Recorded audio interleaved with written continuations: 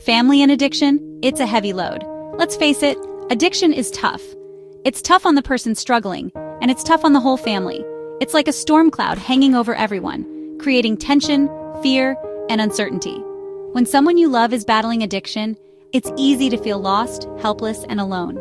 You might feel like you're walking on eggshells, never knowing what to expect. You might blame yourself, wondering what you could have done differently. But here's the thing.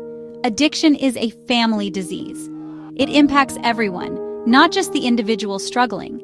It can strain relationships, drain finances, and take a toll on everyone's emotional well-being. You might find yourself making excuses for your loved one's behavior, covering up for them, or even enabling their addiction without realizing it. But there's hope.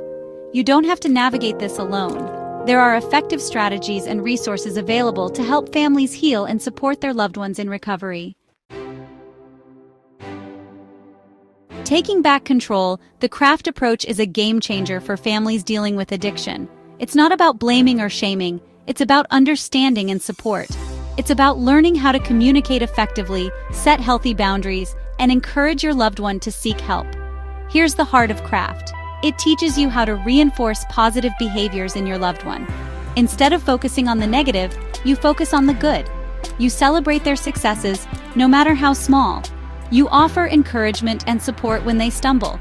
CRAFT also provides tools for managing difficult situations.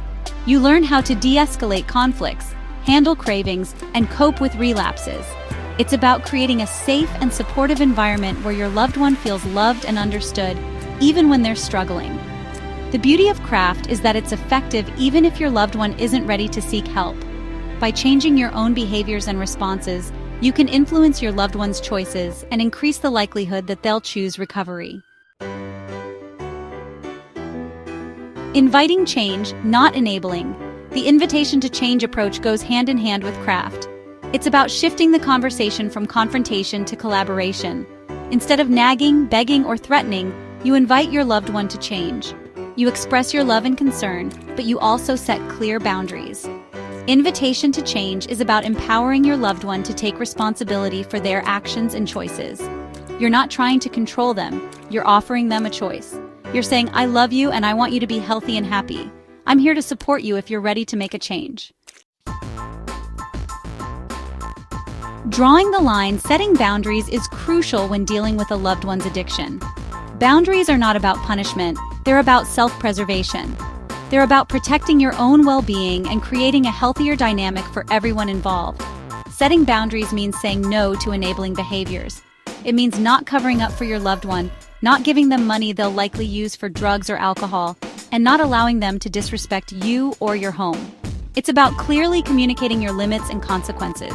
For example, you might say, I love you, but I can't be around you when you're using. If you come home under the influence, you won't be able to stay here. Setting boundaries can be difficult, but it's an act of love. It shows your loved one that you care enough to stand your ground, and that you believe in their ability to make better choices. Remember, you're not giving up on them, you're setting them up for success.